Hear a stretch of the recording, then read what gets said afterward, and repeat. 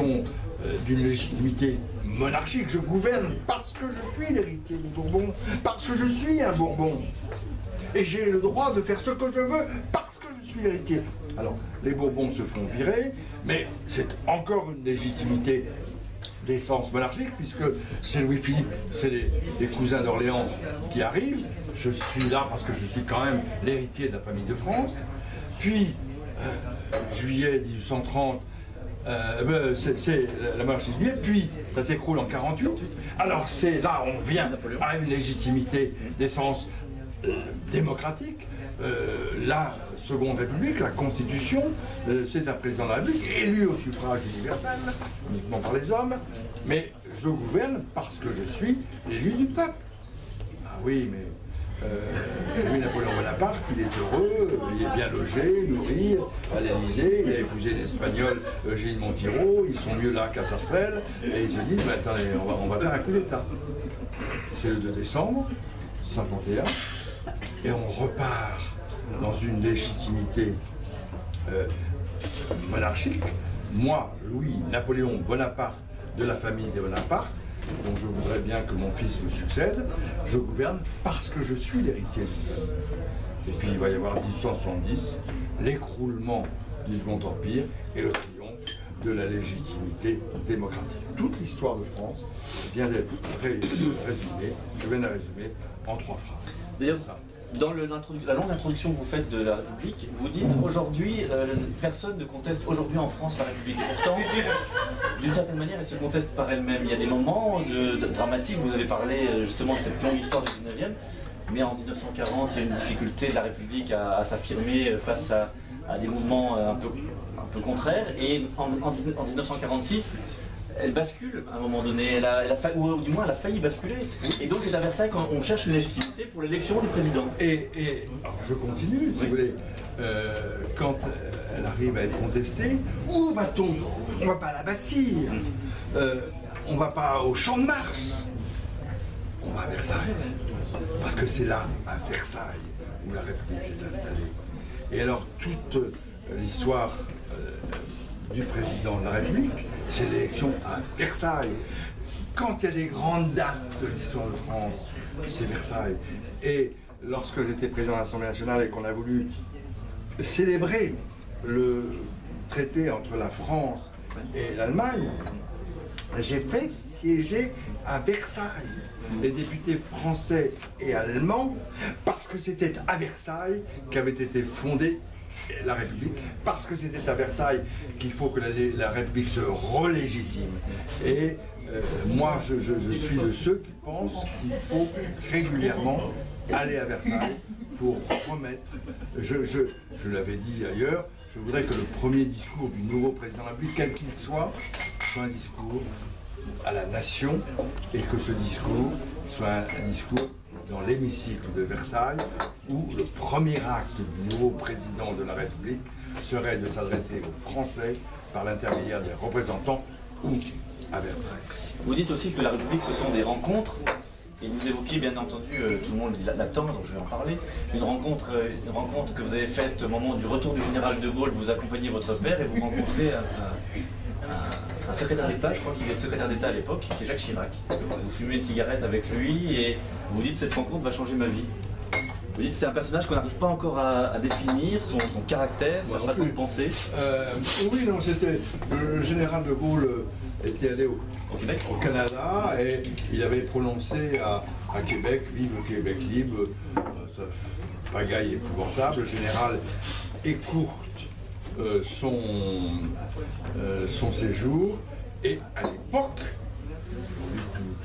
quand le président de la République revient, le gouvernement est à Orly pour l'accueillir. Et comme je dînais ce soir-là avec mon père, il me dit viens en voiture avec moi, on va aller recevoir le général et puis on discutera. Naturellement, l'avion a du retard, c'est très ennuyeux d'attendre, surtout tous ces personnages, ils sont en rang d'oignon, c'est pas comme des gamins aujourd'hui, c'est ce qui sont pas marrants, quoi. Et il y a un mec qui est en bout, un grand type en bout en bout de rangée, qui se casse les pieds visiblement et qui fume des clopes. À l'époque, je fume et je me retrouve dehors avec lui. Et je lui dis, vous savez, ça m'amuserait, ça m'intéresserait parce que regardez tous les mecs qui sont là, vous êtes différents.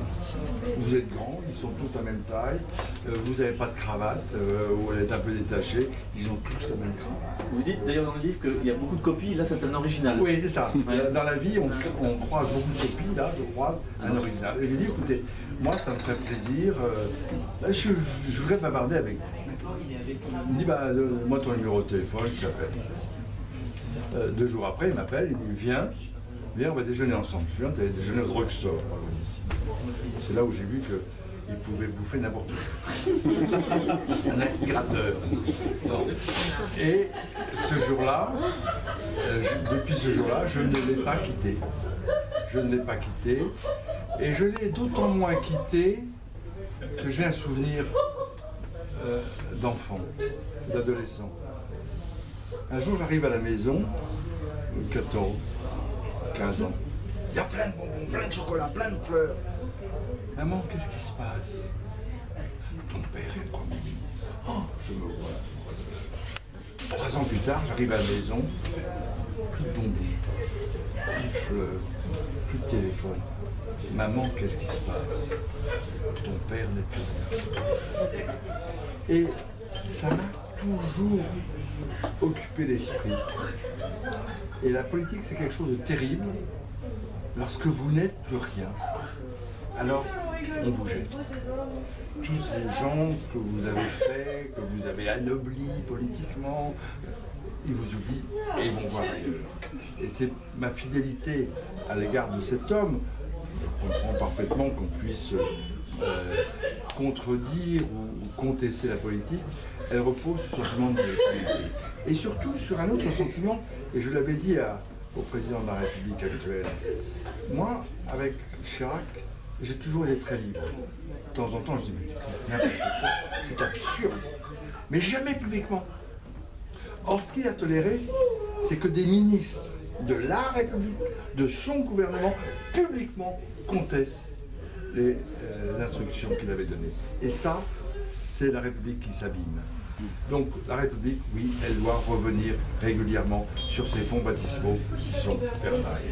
Ce que vous faites également dans le livre, c'est que vous dites, donc bien sûr, il y a des éléments immatériels qui demeurent et que malgré les hommes qui passent, malgré les éléments, malgré même les structures, les bâtiments, l'Élysée est quand même un des bâtiments phares qui a été quand même marqué par Madame de Pompadour avant d'être républicain. Ça a même été un bordel. Hein. C'était un bordel, j'ai oublié de dire, mais bon, effectivement, c'est même... on parle de l'histoire ancienne. Hein. Oui, l'histoire très très ancienne, oui.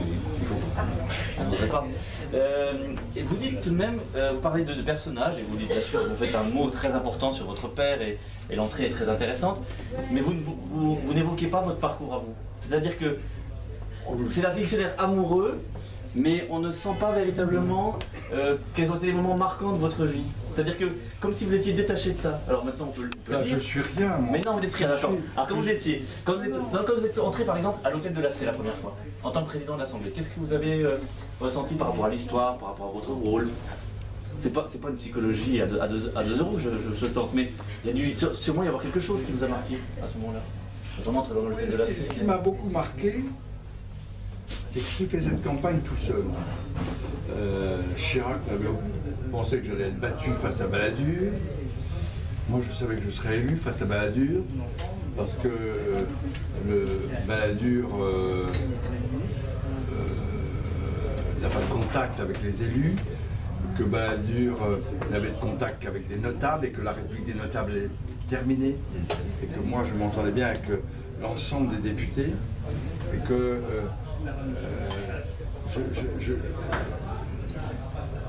ils ont voté pour moi parce qu'ils savaient que j'aimais cette maison.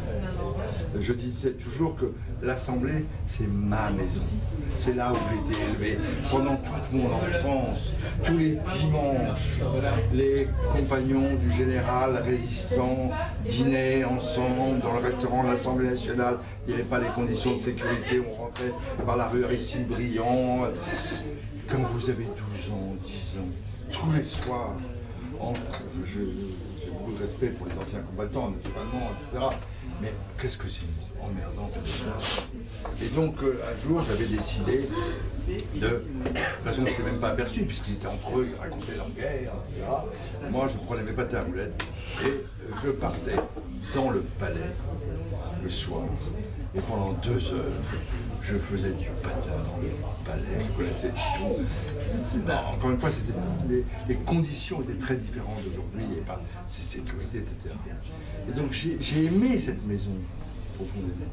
Et puis, ce que j'ai fait plus tard quand j'étais président, le dimanche soir, quand il n'y avait plus personne, je prenais des textes, des discours de Victor Hugo, de Lamartine, et je montais à la tribune de l'orateur et je déclamais Victor Hugo. Tout seul, personne ne me voyait. Sauf qu'un jour, je déclame et j'entends dans le fond des gens qui applaudissent. C'était les pompiers. Et qui s'était passé le mot, il n'y avait que les pompiers qui étaient dans le fond et qui écoutaient, ils ne savaient pas que c'était Victor Hugo. Donc cette maison, je l'aime profondément. C'est ma maison, je l'ai sentie, et les députés qui ont voté pour moi, ils ont voté pour quelqu'un qui les aimait. Balladur, avec toutes ses qualités, n'aime pas les autres. Il est élu dans le 15e arrondissement, il suffit de l'arrondissement, il ne regarde pas les gens en face. Et j'ai su que j'étais élu quand un jour, il y a un député qui arrive, et Balladur dit « Ah, je suis très heureux de vous accueillir dans cette maison, c'est au lendemain des élections. » Le type, ça fait 3 fois qu'il était élu. Il était là depuis 15 ans. Pendant 15 ans, Balladur n'avait même pas regardé. Et il est venu me voir et je dis tout ce que tu vas faire, tu te réponds dans tous les couloirs en racontant cette histoire. Et c'est ça.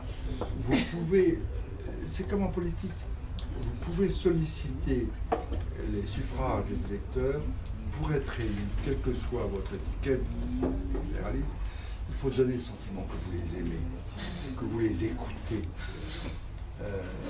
Les hommes politiques qui se serrent les mains, ils ne regardent pas. Parce qu'ils comptent. Ils comptent les mains qui servent. C'est les affaires qui reprennent. C'est Balladur qui n'est pas content. Et donc, voilà, et donc quand je suis arrivé au perchoir, ça a été un grand bonheur pour moi parce que je l'avais gagné tout seul. Et que j'ai peu de conviction, j'ai au contraire aucune conviction, mais là, dès le départ, je savais que je gagnerais. Donc vous présentez ce dictionnaire amoureux et vous dites, je crois, vous dites j'aime la République. Quand vous dites aussi que vous aimez les républicains, un bon républicain, ça pourrait se définir comment, selon vous? Quelqu'un qui croit en la liberté, quel que soit... J'ai présenté ce livre à des députés, il y a un député qui m'a dit « Tu parles beaucoup de gens de gauche. » Et pour moi, la gauche et la droite, ça n'existe pas. Je ne fais pas du Macron, hein. Ça n'existe pas. Il y a des républicains et il y a qui ne le sont pas. Et que, moi, enfant, les amis de mes parents, qui étaient parlementaires, le dîner du dimanche soir, il y avait des gens de toute tendance. Parce qu'ils s'étaient retrouvés dans la résistance. Et cette résistance, c'est quoi?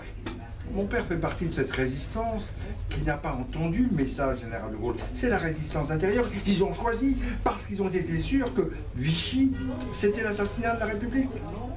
Et donc, pour moi, qu'il soit de droite, de gauche, ou d'ailleurs, ou de nulle part, c'est quelqu'un qui croit, avec toutes les difficultés, en la liberté, qui croit à cette recherche qui doit tous nous rassembler de l'égalité. C'est pour ça que au Conseil constitutionnel, j'ai annulé des lois au nom du principe de liberté et au principe d'égalité. Je prends un exemple, la loi sur le mariage pour tous.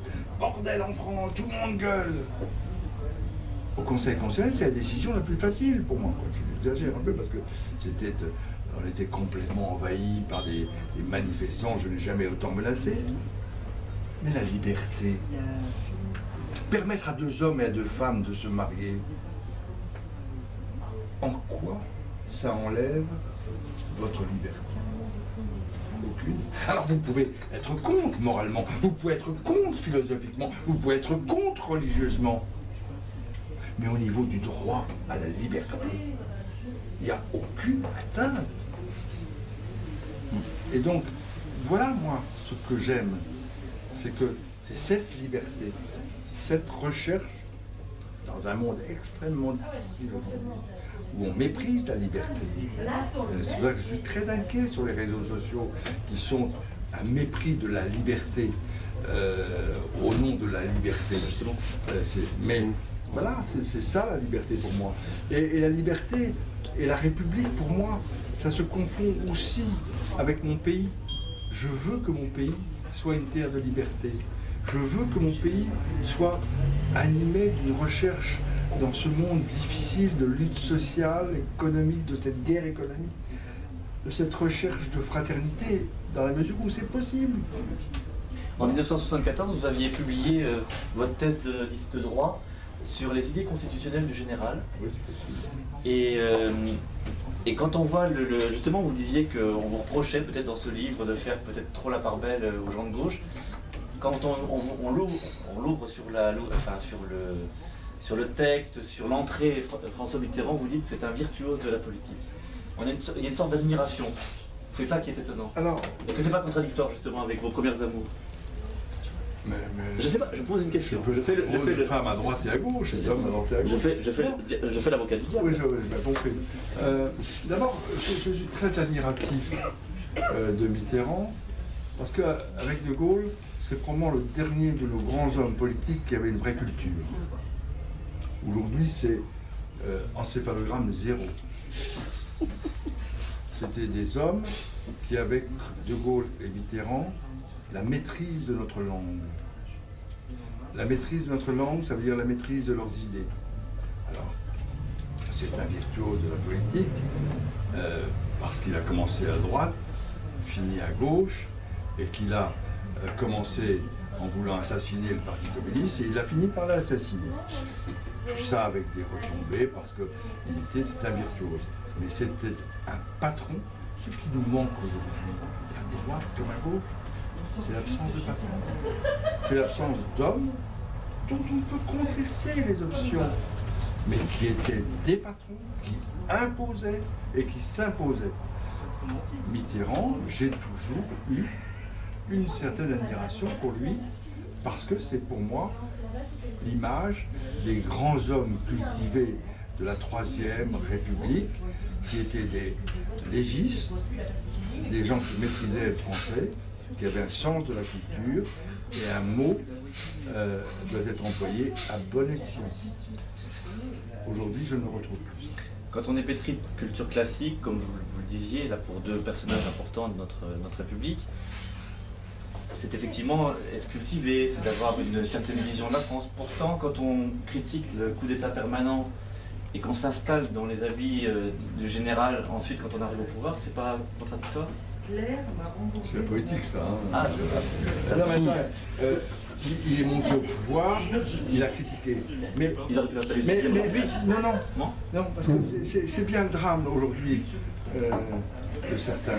C'est que son intelligence a été de voir que confronté aux réalités, les réalités s'imposaient à un certain nombre d'idées. Voilà quelqu'un qui va critiquer les institutions de la Ve République, qui va parler du coup d'État permanent. Et c'est le seul président de la République qui ne va pas toucher un mot, une virgule aux institutions de la Ve République, et qui va l'exercer exactement dans l'esprit, me semble-t-il, de ce qu'ont voulu les constituants en 1958, une espèce de monarchie républicaine où le monarque est là pour dire le droit, pour empêcher les dérives. Dans la Constitution de 58, il y a un article 19 qui est essentiel.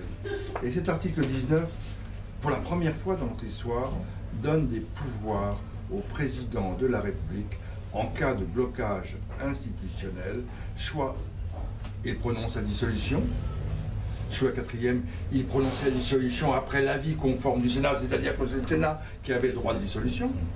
Là, il y a un problème, il dissout. C'est lui qui peut lorsqu'il y a une question fondamentale, soumettre au peuple directement. Il n'a pas de... Alors il consulte, il décide. Et c'est lui